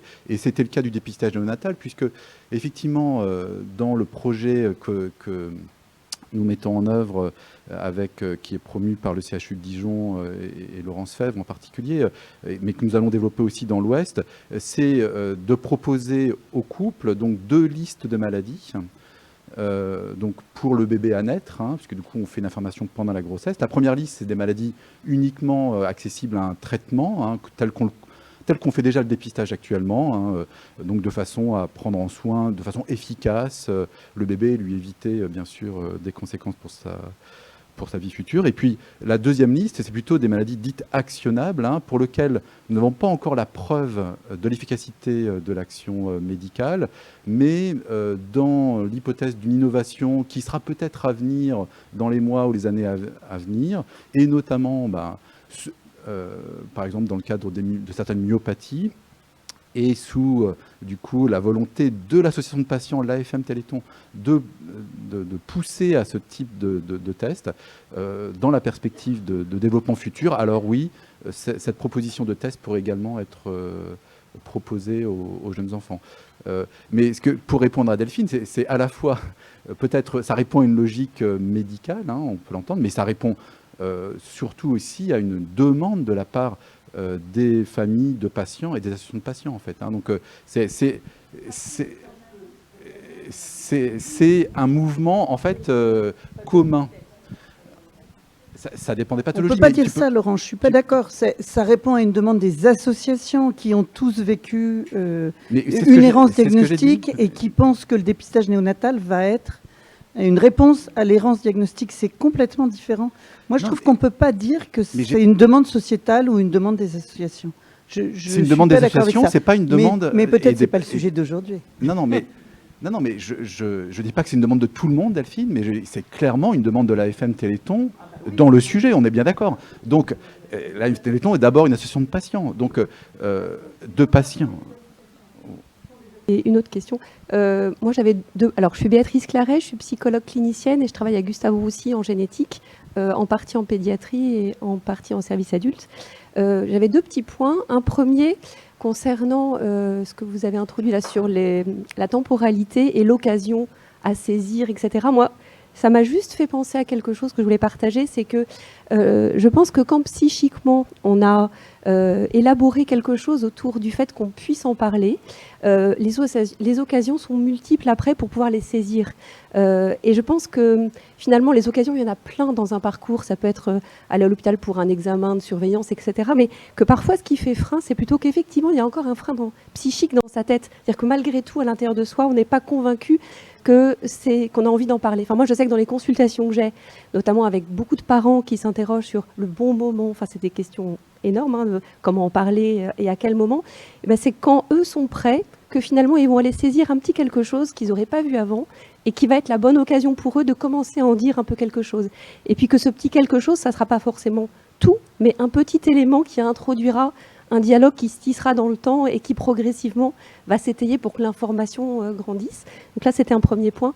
Le deuxième point que je voulais apporter sur la temporalité, puis Eva, voilà, cet exemple clinique effectivement est assez glaçant, mais ce que moi, ça m'a fait penser, c'est au fait qu'aussi dans ces consultations où il y a psychologues, généticiens, etc., de l'importance de ces cadres qu'on essaye de poser, de temporalité justement. Enfin, c'est un peu différent, mais ça m'a fait penser à ça en fait, où parfois on peut dire non, non à des questions des parents en fait, qui sont sous-tendues par leur angoisse, en fait, et que parfois le fait de pouvoir juste leur dire que de manière pluridisciplinaire, là on pense que ça n'est pas adapté, c'est protecteur et ça peut faire un peu baisser leur angoisse. Et moi j'y ai pensé notamment quand, il y a quelque temps, on pouvait recevoir des familles où on rendait un résultat génétique pour un enfant, et dans le même temps, les parents à l'époque demandaient de faire le test pour eux.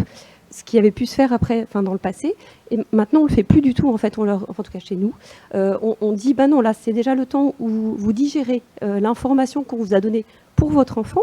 Il y aura un autre temps pour vous quand vous le souhaiterez pour aller faire le test en service adulte pour voir si vous-même êtes porteur. Mais cette temporalité que nous on essaye parfois d'imposer en fait.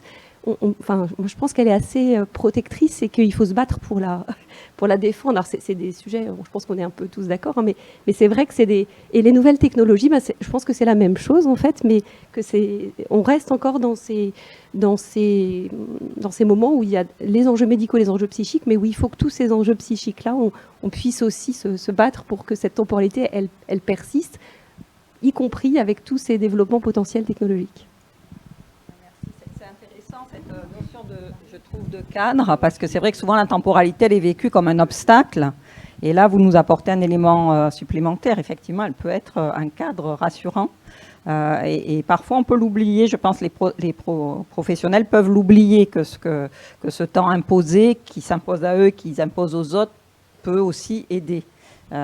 Mais ça me fait penser aussi aux lois de bioéthique, par exemple, qui peuvent être vécues par certains comme un cadre sur lequel on peut s'appuyer, même si effectivement ça empêche certaines choses qu'on voudrait ou pouvoir faire, mais en même temps vécues par d'autres comme un obstacle à leur volonté d'aller plus loin, d'aller plus vite ou de faire autrement. C'est important. Je trouve que c'est intéressant d'avoir ces deux points. Eva ? Juste pour répondre par une petite interrogation que j'ai eu hier d'une infirmière du service qui me dit alors madame machin, tu la vois quand? Alors je dis c'est prévu dans un mois je crois. Elle me dit non parce que sa mère là elle est revenue me voir, c'est difficile pour elle, elle m'a reparlé des petites filles. Donc c'est une famille dans laquelle il y a une maladie de Fabry. Donc la grand-mère est porteuse de la maladie de Fabry et la mère aussi, et les filles sont majeures.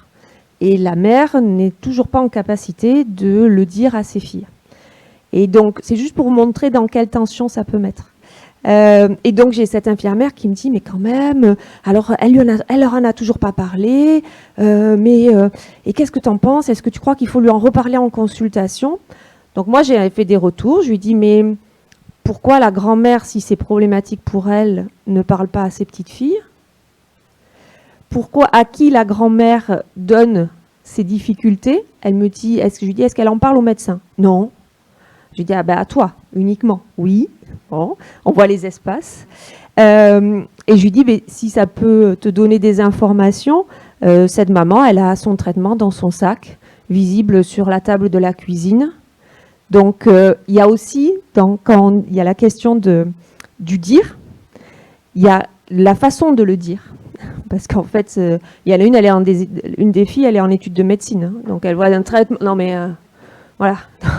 Donc, il y a ça. Et après, moi, ça m'a rajouté aussi l'idée que parfois, c'était bon, c'était le bon moment. Des fois, ça leur avait coûté d'y aller, de trouver ce petit truc-là où ils se sentaient bien. Et finalement, c'est de l'autre côté qu'on ne veut pas les entendre. Parce qu'il y a ça aussi. C'est-à-dire qu'il y a eu des fois où c'est très coûteux pour les personnes d'aller donner cette information avec tout ce que vous avez tous évoqué, d'être l'oiseau de mauvais augure, d'être du coup la maladie. Le dire, c'est faire apparaître la maladie. Donc c'est ça aussi. C'est donc prendre le risque que, par exemple pour cette patiente, tant qu'elle n'a pas dit à ses filles, ces filles, elles sont indemnes. À partir du moment où elle va leur dire, ces filles, elles peuvent être à risque. Mais de l'autre côté, des fois, on a des familles où on n'entend pas. Voilà, c'était juste une petite...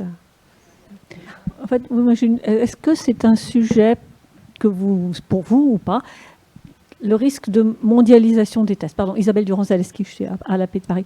Parce que effectivement, c'est peut-être aussi un sujet pour Emmanuel. Si techniquement il devient possible de faire ce qu'on fait avec 23andMe et d'envoyer de l'ADN pardon. Alors, ouais, c'est ça. Mais justement, il y a quelqu'un d'autre qui va surgir. Hein, s'il y a une demande. Je vais juste comprendre pour l'étude, le cas clinique là que je vous ai présenté. Du coup, comme il y avait tous ces timings en disant on ne va pas aller faire un génome tout de suite parce qu'on va faire des étapes plus rapides pour essayer d'avoir des réponses. Et puis parce que du coup, et là les parents ils disaient mais pourquoi on ne lance pas un génome tout de suite? Parce que vous nous avez dit qu'il y avait un enjeu quand même. Et donc en fait les parents ils sont été à l'étranger pour avoir leur génome.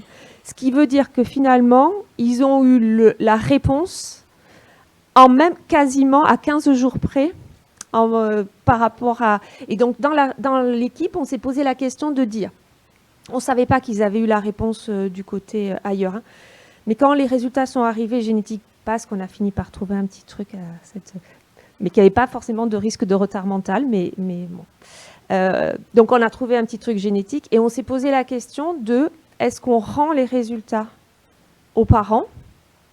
Puisque ça avait été engagé au moment où ils étaient encore parents, parce que ça oblige à se poser des questions, et que ça peut avoir un impact, puisque eux-mêmes avaient dit que c'était important pour eux pour envisager une nouvelle grossesse, ou est-ce que comme ils avaient été au bout de la démarche d'abandon, on donnait en fait les résultats à la famille adoptante, puisque cette petite fille a été adoptée uniquement. Mais du coup, ils ont été voir un autre généticien de la ville, et on sait que par l'autre généticien, ils ont eu les résultats de l'étranger. Oui. Est-ce qu'il va y avoir des officines donc type Madame Google qui vont se monter, et à ce moment-là, ce sera vraiment compliqué de continuer à avoir le cadre dont vous parliez pour la France? En fait, c'était ma question. Non, mais c'est vrai que cette question qui revient avec celle des technologies, comment elles guident nos actions? Oui, la mise en place de technologies, la mondialisation des tests et la possibilité de circuler, une meilleure connaissance aussi de la part de nos concitoyens de ces outils génétiques qui se sont démocratisés, on pourrait dire. Tout ça, ça induit évidemment des effets sur les pratiques, je pense. Mais comment le mesurer? Merci beaucoup. Donc Emmanuel Rial-Sebag, juste pour poursuivre, en fait, il y a quand même deux éléments peut-être pour essayer de répondre à cette problématisation en fait de l'internationalisation. Je pense que il faut être réaliste, c'est-à-dire qu'on ne peut pas empêcher les personnes qui ont la capacité d'avoir accès à ces tests, y compris en les payant de leur poche. Alors je ne sais pas combien ça coûte. Voilà, ça, et c'est pour tout un tas d'autres pratiques médicales que ça existe également. Donc il y a quand même une forme de limite un peu objective sur laquelle, voilà, je pense qu'on n'aura pas de levier, pour justifier que notre cadre en lui-même est problématique. Deuxième chose, un peu aussi pour répondre à la question test génétique pour tous, parce que finalement ça a complètement un lien, c'est que à l'occasion de la révision des lois de bioéthique, il y a eu donc quelques groupes qui ont été constitués dans le cadre des États généraux, et dont un qui a travaillé sur les tests génétiques pour tous. Et on se rend bien compte à partir là, pour le coup, de données de citoyens, donc on n'est pas, parce que j'étais d'accord avec ta remarque Delphine, là on était vraiment sur des panels de citoyens, donc rien à voir avec des associations plus ou moins, on va dire, militantes de patients, où clairement ils sont pour aussi l'ouverture des tests génétiques, notamment afin de contrecarrer l'écueil d'aller faire des tests génétiques à l'extérieur. Donc vous voyez que tout ça est quand même malgré tout très lié, et que peut-être qu'on progressera sur le plan du droit aussi, sur la question de l'ouverture à des tests génétiques pour tous, plus ou moins encadrés. Peut-être qu'on n'aura pas en France une ouverture totale, ça j'y crois pas 5 secondes. Mais voilà, donc en fait, il y a vraiment toute cette problématique. Et puis juste, j'annonce très officiellement que 23andMe a fermé et qu'ils ont d'autres soucis actuellement liés à leur banqueroute et à la propriété de leurs données génétiques qui posent beaucoup de problèmes. Ils viennent d'être condamnés, notamment au Royaume-Uni et aux États-Unis, pour la mauvaise utilisation et vente des données génétiques. Voilà. À suivre. Merci. Anne Cambon-Thompson de l'unité INSERM épidémiologie et santé des populations à Toulouse. Alors en écoutant Benjamin et les temporalités, ça m'a évoqué une autre métaphore. Et vous avez le droit de rire. Toulouse, c'est une terre du rugby. Je sais qu'on est dans le palais du foot ici. Et dans un match de rugby, vous avez les 15 qui ont l'habitude de jouer ensemble, vous avez les 15 autres. C'est une société. Il y a Chronos, parce que ça dure un certain temps. Il y a des règles, il y a l'arbitre, il y a les différents rôles, et donc le temps est important. Il y a le ballon. Le ballon, dans ma métaphore, c'est l'information génétique. Ce qu'il y a de particulier là, c'est qu'en permanence, les joueurs, ils essaient de saisir l'occasion, qui dépend de comment les autres sont placés, les habitués et puis les adversaires, là, en l'occurrence. Et le problème avec l'information génétique, c'est que quand vous passez le ballon, en espérant que c'est le bon moment, que c'est la bonne occasion et qu'il va être saisi, il se dédouble. Vous ne perdez pas l'information parce que vous la passez à quelqu'un d'autre. Et donc ça oblige à modifier les règles. Imaginez un arbitre qui se retrouve avec 5 ballons au lieu d'un, etc. Et donc j'avais cette métaphore dans la tête en vous écoutant. Et ça m'amène à ma question. Il y a des activités dans la vie, en éducation ou autre, où on est en permanence en train de chercher la bonne occasion par rapport à d'autres. Les sports d'équipe en sont un exemple. Le théâtre en est un autre, etc. Et est-ce que quelqu'un a eu l'idée saugrenue d'étudier dans les cas ou des populations de patients, les cas qui se présentent de transmission d'informations, si la pratique d'un sport d'équipe ou ce genre d'activité où on est éduqué, formaté dans sa tête à repérer la bonne occasion par rapport à d'autres qui ont leurs propres influences, etc. Est-ce que quelqu'un a eu l'idée de faire ça ou est-ce que c'est complètement idiot?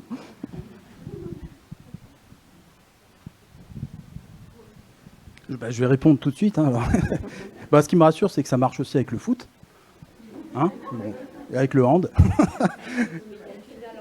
Ah, il y a une finale. Ah oui, pardon. Ah oui, moi je ne suis pas cette actualité-là. Avec Bordeaux, quoi. Oui, oui. Ah ouais, d'accord. Bon, on va vous laisser après. On va vous laisser discuter. Oui, voilà. Oui, moi je ne sais pas si ça a déjà été tenté, voilà, mais bon, c'est effectivement l'idée du dédoublement, enfin de la multiplication des ballons. Hein. Voilà, c'est assez intéressant comme métaphore. Alors après, moi, je voulais rebondir peut-être un peu sur ce qui a été dit, parce que j'écoute depuis tout à l'heure et je me dis qu'on parle de l'attente en termes de, voilà, on attend quelque chose, du temps de l'attente, mais en fait, on pourrait réfléchir aussi au double sens du terme attente, puisque en fait, il y a des attentes. On a des attentes vis-à-vis de... Non seulement on attend, mais on a des attentes vis-à-vis de ce que peut nous offrir la médecine, la technologie, l'innovation, etc. Et effectivement, il y a une mondialisation, il y a une innovation qui a des enjeux économiques assez importants, et ils produisent des attentes, en fait. Innover, communiquer sur les innovations, c'est produire de l'attente. Et donc produire des demandes d'associations, produire des besoins, parce que tu parlais de besoins, voilà, c'est compliqué de parler de besoins aujourd'hui. Enfin, c'est de toute manière compliqué de parler de besoins. Mais par contre, d'attente, ouais, et je pense qu'effectivement, les technologies, elles sont productrices d'attente. Il y a une économie de la promesse, il y a une économie de la promesse de certitude, il y a une économie de la promesse d'immédiateté. Et on voit ça avec le séquençage haut débit. C'est, bon, tac, j'envoie mon test, j'ai tout de suite la réponse. Donc ça m'évite de changer d'avis entre-temps, parce que j'ai fait le test et puis je me dis, finalement, je vais peut-être pas le prendre, je vais pas peut-être prendre le résultat, ce qui embête quand même un peu les professionnels qui se retrouvent avec des résultats qui ne peuvent pas communiquer. Donc voilà, il me semble que ça serait intéressant de réfléchir sur ce double sens du terme attente, dans l'idée qu'on a des attentes d'immédiateté, de compression des temporalités qui sont technologiquement produites, quoi. Merci Benjamin. Donc je peux peut-être poursuivre un petit peu cette discussion, mais je crois que la question se pose à vous quatre. Alors c'était une question un peu en germe à la suite de l'ensemble de vos interventions, mais qui finalement prend peut-être un peu plus de sens au regard de la question de la promesse et des promesses qui sont faites. Je me posais la question de la place des institutions publiques aussi dans la gestion et des parcours, et informer par exemple sur ce qui se fait ailleurs, les conditions dans lesquelles ça se fait, la raison pourquoi nous on ne le fait pas, par exemple, la justification y compris éthique d'ailleurs, de la raison pour laquelle nous on ne propose pas ces tests à tous. Et dans l'économie de l'attente, dans la question de l'attente et la question des promesses, il y a quand même un rôle pour les institutions, à mon avis, qui doit être majeur. C'est-à-dire il y a une forme de responsabilité des institutions sur l'information, la réalité de ce qu'on est en capacité de proposer, la raison, encore une fois, pour lesquelles on ne les propose pas ou on a un système qui est plus limité par rapport à d'autres. Et là, je suis toujours un peu ennuyée sur qui doit faire. Alors, je pense qu'on sait qui doit faire ces informations, qui doit être impliqué dans ce niveau d'information. Mais qu'est-ce qu'on engage aussi en termes de ressources humaines, ressources économiques, pour promouvoir institutionnellement aussi cette information adéquate, pertinente, qui permet aussi aux personnes, comme le disait Sandrine tout à l'heure, de se prononcer en toute connaissance de cause. Donc il y a quand même pour moi un rôle institutionnel qu'on ne voyait pas parce que ce n'est pas le sujet vraiment de la temporalité, mais franchement je pense que sur la question de la promesse, probablement qu'il y a un rôle institutionnel fort. Je veux bien réagir. Je pense que la société dans laquelle on vit, où on a tout assez rapidement et vite, avant on avait besoin d'une information, il fallait qu'on aille la chercher. Maintenant on a Google sur nos téléphones qui font que c'est ultra rapide. Et donc on n'a plus l'habitude de patienter, d'attendre, etc. Et donc en ça, ça va pas dans le bon sens. Les analyses sont accessibles, donc c'est une évidence qu'il faut les faire. Et ensuite, c'est faisable et donc c'est à faire. Et puis ce qui est derrière aussi, c'est au niveau des institutions la notion de coût en fait. Et ça, c'est ce qui est prépondérant. Je trouve il y a des tas de décisions qui sont prises et pas dans le sens du patient. Moi j'ai l'expérience d'avoir eu des réunions avec la direction et à pas s'entendre en fait. Pendant 1h30, on parle de patients, ils parlent d'argent et donc on peut pas avoir un terrain d'entente tant que les priorités sont pas les mêmes. Et donc il y a tout ça qui se mêle et effectivement que ce que proposent les institutions n'est pas forcément ce qui est attendu par les professionnels.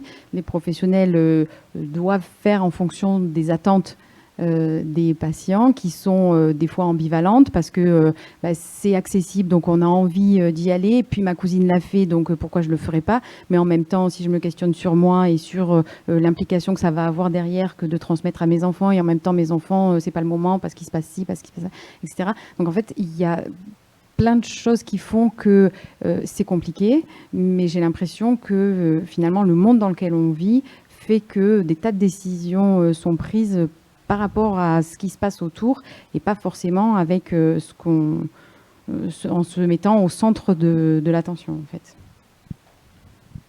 Merci. Et peut-être pour compléter, pour Emmanuel, moi je vois deux institutions peut-être qui pourraient effectivement prendre ce rôle. Il y a l'Agence de la biomédecine, Madame Marmier était là hier, je ne sais pas si elle est là, voilà, ici.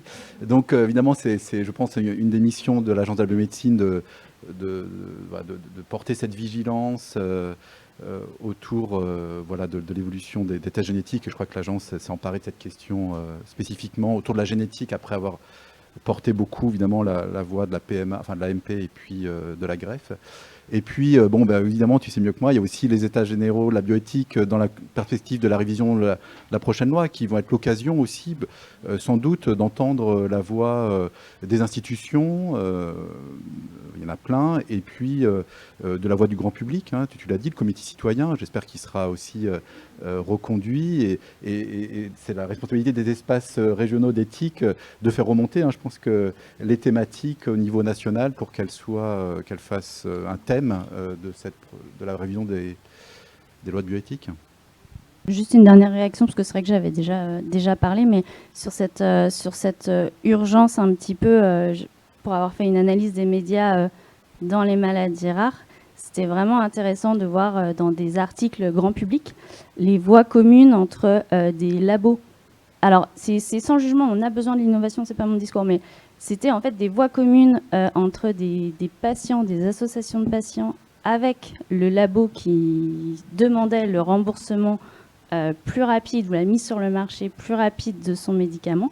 Donc on pourrait se dire qu'il y a un intérêt à court terme commun, sauf qu'une fois que le prix de la molécule sort, les intérêts divergent puisque le traitement ne devient pas accessible à toute cette population qui est ciblée. Bon, bref. Mais sur des temporalités d'urgence et d'attente, de création d'attente, je crois que ça souligne que ces espaces d'éthique et de dialogue et de prendre le temps d'eux, ils sont menacés, mais ils sont cruciaux, quoi. Et ça, les modèles multicritères de prise de décision dans les agences comme la HAS et autres, pour faire le lien avec le sujet d'hier, je pense qu'ils sont cruciaux aussi pour que cette composante éthique soit prise en compte. Oui, donc Mathilde Marmier, Agence de la biomédecine. Je voulais réagir sur ce sujet de l'information. Donc effectivement, c'est une des missions de l'Agence de la biomédecine de, en tout cas, déployer une information à destination aussi du grand public sur les sujets de génétique. Donc on a un site dédié génétiquemédicale.fr et on fait des outils à ce titre. Mais le sujet de l'information, il est toujours assez compliqué finalement, parce que c'est pas parce que nous-mêmes on a fait ça que l'information elle arrive en fait aux personnes. Enfin, vous savez tous que de toute façon l'accès à l'information est par structure très inégalitaire par ailleurs. Voilà, et parfois nous on doit aussi faire face à des demandes qui nous semblent pas forcément correspondre aux besoins effectifs. Enfin, je prends des exemples. Parfois, on va nous dire, mais il faut faire une campagne grand public sur tel sujet qui, en fait, nous, quand on en discute avec nos collègues professionnels de la communication, nous disent, mais est-ce que vraiment c'est l'intégralité de la population qu'il faut toucher sur tel sujet? Est-ce qu'il ne faut pas, à l'inverse, qu'on construise une stratégie de communication plus ciblée? Donc à l'Agence de la biomédecine, on travaille aussi parfois avec des influenceurs, parfois avec des médias ciblés. Donc on ne va pas voir la campagne à la télé, mais en tout cas, on utilise d'autres vecteurs qui permettent spécifiquement d'aller toucher les publics cibles. Par exemple, pour certains dons, on va cibler des tranches d'âge ou voilà, sur les sujets génétiques et tout. Donc on a vraiment, je pense, des enjeux à structurer des campagnes de communication en vraiment se mettant bien d'accord sur la cible. Parce qu'on rejoint peut-être aussi ce qui est un échange qui est intéressant qui a été dit tout à l'heure sur entre ce qui est porté parfois peut-être par des associations très spécialisées et ce qui est l'attente vraiment de l'ensemble de la société. On fait face parfois à des demandes qui peuvent être un peu divergentes. Et nous aussi, voilà, on essaie de trouver le juste milieu là-dessus. Et in fine, effectivement, notre rôle, il est peut-être qu'on vraiment on communique une information validée, puisqu'effectivement, sur Internet, on trouve tout. Et l'enjeu pour les personnes qui vont aller chercher sur Google, c'est d'arriver sur l'endroit qui leur donne une information validée et qu'elle soit bien référencée. Autre objectif. Merci. Alors, je regarde le temps. On est arrivé au terme du temps qui nous était imparti. Merci beaucoup vraiment pour vos éclairages et voilà ces éléments pour nous aider à réfléchir ces questions de temps. On voit que c'est vraiment polysémique, cette question de temporalité. Et j'espère que voilà, ces éclairages auront aidé chacun à avoir un peu plus d'outils pour penser leurs pratiques et voilà, leurs travaux.